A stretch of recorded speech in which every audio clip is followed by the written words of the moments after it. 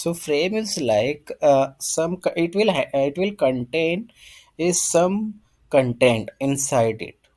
So a web page is there, and a web page is containing multiple frames. And so if we want to perform some operation on the element which is inside the another frame, so how we can perform so how we can perform the operation on the frame element. But let me tell you now, no one is using the frames in their websites for developing the frames, because there are some advanced things that has came, and mostly we don't use the frames nowadays.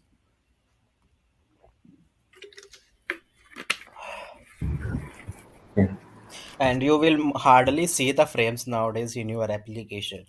If it is an old application, maybe you will face, but otherwise nowadays we don't use the frames. But I will explain how you can handle the frames also here. Okay.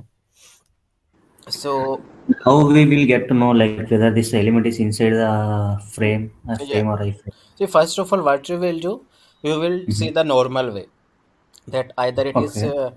you will locate it and you will try to perform the operation.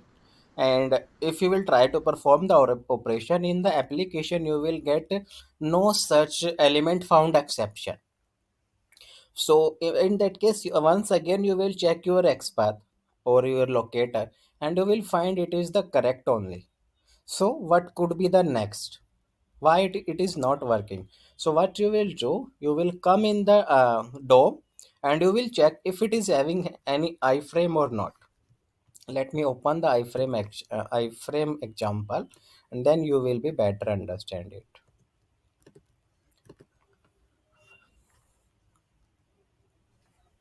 Suppose you want to perform the action on our products, you want to click on our products. If normally, what you will do, you will locate it, right?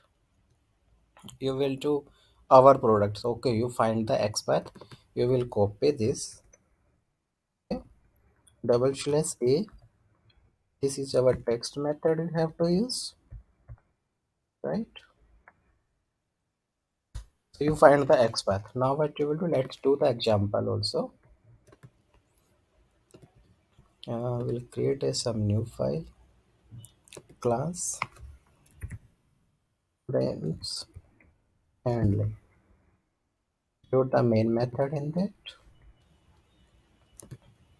We'll copy this line of a code, because this is the common for everyone, every test case. So this is done. I will change the path URL, copy this, paste it, it will throw the exception, handle it. Okay, now what you will do? You will do driver dot find element guy dot xpath, paste the xpath. So xpath, we have copied the xpath. No, not sure. So this is the xpath, right? You will copy this, you will paste it here, and what you will do, you will try to dot click on the same. Give some pad dot sleep here once again.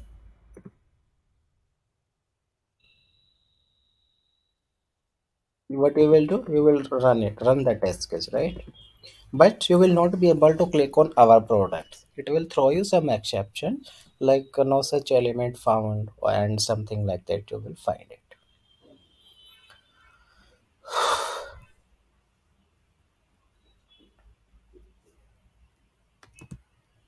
So it has thrown me an exception. What exception it is throwing? No such element,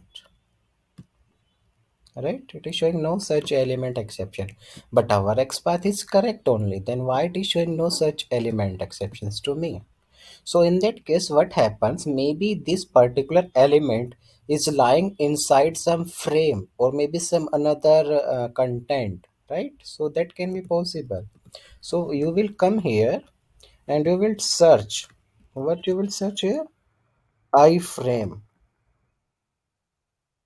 Okay, You will search here iframe, and if you will find this iframe as a tag, okay, you will find iframe as a tag, and once you will mouse over on this iframe, you will see it is highlighting this iframe values. You can see on the screen it is highlighting in a blue color. Yes. So it means this iframe is containing all of this code is containing. So this particular our product on which we want to click, this element is lying inside a frame. So for that, directly you can't perform the operation on the element. So first of all we have to switch on the frame, and then we have to do the operation on inside the frame. For that, you got it now what is iframe, Yes, Rahul, got it. right? So for that you have to jump, or you have to switch on the iframe, and then you have to perform the operation on particular element inside the frame. So there are different ways are there. With the help of a, you can switch to the iframe. Okay, let's see one by one. I will close all these browsers.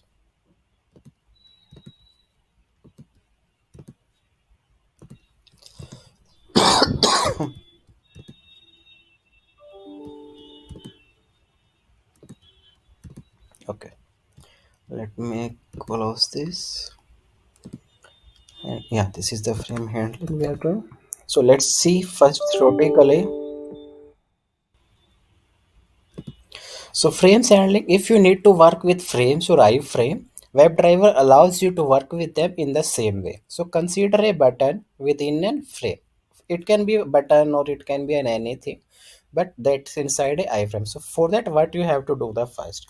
So there are different ways to handle it. Either you can use web element, okay, so you can use you can locate that particular iframe first of all with the help of a xpath or something else or some locator. You can use that, you can locate it in the web element, and then you have to use driver dot switch to dot frame, because I want to switch only frame, and once I will switch on the frame, only after that I can click on the button which is lying inside our iframe. So you can use that way. And also there are ways, if that particular iframe is having any name, I mean name is here a attribute property. If it is having any a name attribute or id attribute, so you can also use directly you can use driver dot switch to dot frame, and you can give the name, that name attribute. You can give the id attribute value also here, and then you can perform the click operation. And also you can use the switch to dot index also. Suppose, because index will always start from 0. Okay, so if there are two frames are there, one inside another, one inside another, so in that case, suppose if you want to jump on the second iframe, so in that case you can use the index also.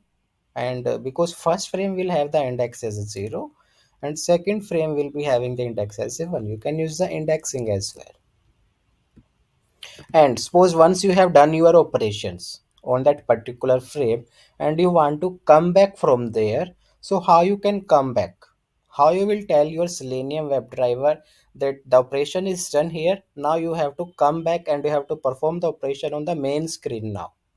So for that you have to return to the default content. You have to write down driver dot switch to dot default content. So it will switch back. It will do the switch back now.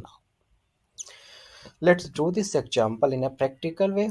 Okay, so we have to locate the web element first of all. So we'll do this. We want to perform the on product, but before clicking on a on product we have to switch on the iframe.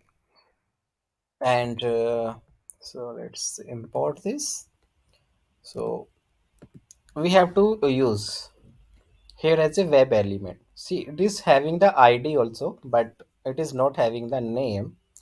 And so if we want to use the xpath, so xpath we can use in a way here like double slash iframe at the rate id equal to like this. So we can locate it with the help of a XPath locator. And the same we can give it here. So we have found the iframe. Now you have to do driver dot switch to dot frame. In the frame you can see it is giving three ways to me: by using the index, by using the name or id, or maybe you can use the element. So now we are trying to use the element, right?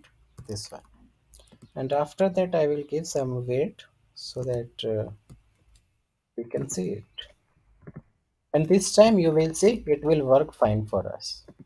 Last time we were finding no such element found exception, but this time it will work. So first it will switch on the iframe and then it will perform the operation on the element.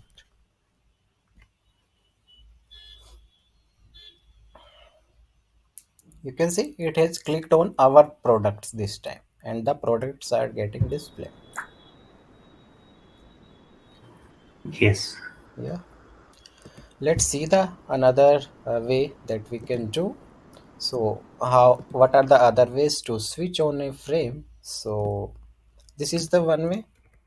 And the second one is we can comment, we can comment this, and we can also comment this line. We don't need it. And here in double quotes we have to give the name or id. So id is frame for this particular iframe, right? So we can give that frame here. Let's see, this time we are not using element. This time just we are using the id for that particular iframe and we are switching on it. So this is the second way that you can use with the help of a name, because it is not having any name. So we are using the id because it's have the unique id. It is clicked, that's working fine. Let's try to use the third one This is also. direct way to move to frames, right? Rahul? Sorry. This is the direct way to move to frame, right? Right, this is the direct way, because see what Yeah. happens no, uh, Mm-hmm. sometimes if there is no id, there is a no name, so what you will do? Uh-huh. So in that case you have to use the web element. Okay. If we have multiple same names, like if you are getting results like many results, like more than one, in that case we can handle this with the index, right? Like, We can see by the best approach to handle in the way Mhm. of a element, because you can find the unique locator for that particular iframe using Okay. the indexing, right? I have shown Yes. you the indexing. Yes. Yes. Yes. So you can find in that way unique one with the help of a indexing, and you can use it if there Okay. is more than one with the same name. Okay. Got it. So that's why they are showing some multiple ways by which we can handle the frames, and it's based on the scenario that you are facing in your application, because every application is designed in a different way. Someone will give id, maybe will not give. So here if we are not able to find id or name, so we can use the indexing also. Got it. And anyways web element you will always be find, you will always be find the element, so you can use definitely this element. Let's try to use indexing. So zero. Let's see, zero will work or one. I'm confused in this.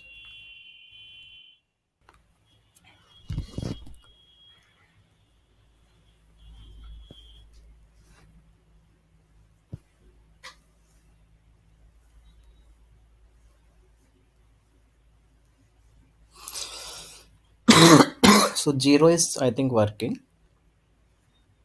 It has clicked on our product. So for first iframe, we have to use the index as a zero. So this is how you can handle the frames. And suppose once you have done your all the work in iframe and you want to come back on the main content, so you can use switch to dot default content. So what default content will do, it will bring you back. You can use it, and after that you can perform the other normal operations that you want to do. Okay, this is